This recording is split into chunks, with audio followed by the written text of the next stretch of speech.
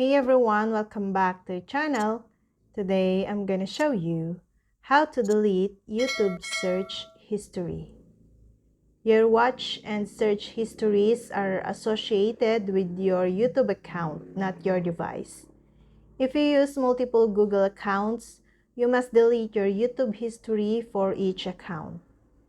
We use the Android app to demonstrate this step. These steps also work on the iPhone and iPad. On YouTube mobile app, tap your profile picture and tap Settings. Then, tap Manage All History and select the Google account you wish to clear for. Tap the cross icon next to a video or search from your history to delete a single result.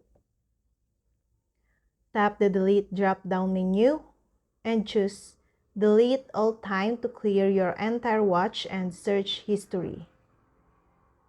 Tap Delete to confirm the deletion of your YouTube watch history. Another option is to delete specific searches. Open the YouTube app, tap the search icon.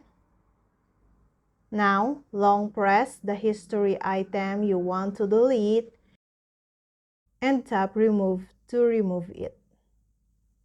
And the last option, while clearing your YouTube history occasionally will serve you well. You can pause your watch history and search history to stop YouTube from saving your history in the first place.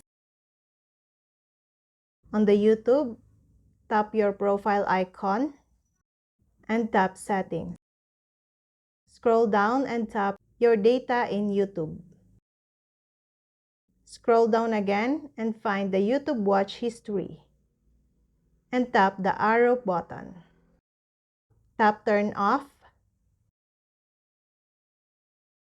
and choose Pause. And that's all. Thank you guys for watching these videos and see you guys for the next video.